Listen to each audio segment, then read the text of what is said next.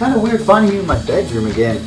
It's a little weird, but we won't go into that right now. My name's Hunter Fox, and I've been working on that role-playing game that anybody's been talking about. Or you really haven't heard about it. I'm just an indie designer, and that's why I'm here on Kickstarter. For the past year and a half, I've been working on this tabletop role-playing game called Past Personas and Prophecies. It's a lot like that sexiest game on the planet. Dungeons and Dragons, duh! What else gets action like this? Beyond D&D being the biggest chick magnet in the known universe, basically role-playing games just allow a bunch of antisocial nerds to get together in their mother's basement, play as elves and heroes and dastardly villains amongst people that, well, semi-accept them. And dude, it's a total blast, man. Don't let nerd stigma scare you off, and it's been designed to be narrative, quick, fun, and easy to learn. It's great for wee little munchkins like children or younger siblings, newcomers to the hobby, like that wife you want to convince that role-playing games aren't that nerdy, and busy game masters who don't have any time to play any other games. All in all, it's a functional fantasy game system that fits within the core rulebook of only about 65 pages. It doesn't get any better than that.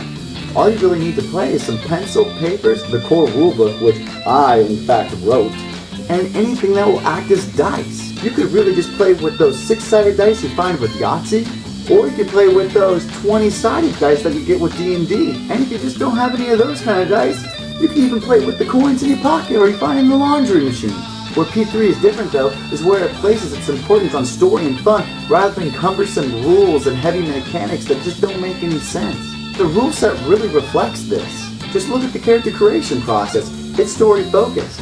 Heck, the whole point of creating a character in Past Personas and Prophecies is to have options that automatically create a character with a complete background and personality. No extra effort needed, man. On top of that, there's a prophecy mechanic unique to P3. The prophecy mechanic is a new take on character advancement through a campaign, changing their personality as they develop through their own personal stories.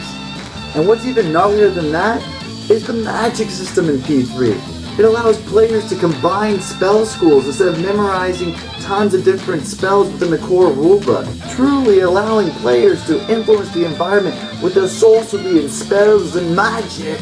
I mean, it's almost its own pastime just watching people create awesome spell effects with it. Whoa, okay, that's a lot of details for just one viewing of this video. So if you want to check it out further, look at the developer segment videos down below and they'll go into each mechanic into further detail just so you can check it out. Okay, for players, that's pretty darn cool, but what for the Game Master? 2 words, diceless player. With the Game Master not having to focus on rolling dice the entire time, he can concentrate on creating a fun environment for his homies and focus on the story at hand.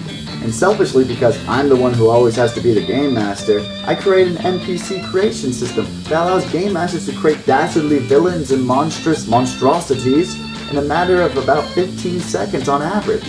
As a whole, it just basically reduces the entire workload of the Game Master before game sessions. Now, if all this information hasn't convinced you to check this game out and put some money into the Kickstarter fund, just look at the page below and it'll go into further detail. If you want to see a preview of the book, sign up for the newsletter below and we'll give you the first chapter of the book for free for you to check out. Okay, so what is your money going to be going towards? I can write a book, but to be honest, I can't draw to save my life. And yeah, man, I'm not really the best videographer either. Heck, did you even notice that white lump that was on my bed earlier? Yeah, that was my dog. Right? Yeah. And the majority of the funds that you guys provide for the Kickstarter is going to go to paying artists that are going to put some of the dopest artwork you've ever seen into the core rulebook. Beyond that fact, the money that you guys give will help pay for the printing of the books themselves and for the shipping to get the rewards to you. Also, 10% is going to go to Kickstarter as part of their fee. But altogether, your guys' funding is going to make a truly awesome game that I want to share with y'all. Now, you aren't going to do this for nothing. That's why most backers are going to receive a print copy of the book, and I'll guarantee that each one is signed for you guys to have. Who wouldn't want to have my unknown indie company signature in their books, right? Or, if you're a tree hugger and don't want a print version of the book, I don't discriminate. There'll be PDF options for you to have. And if you really can't wait for the game to come out, there'll be a beta version.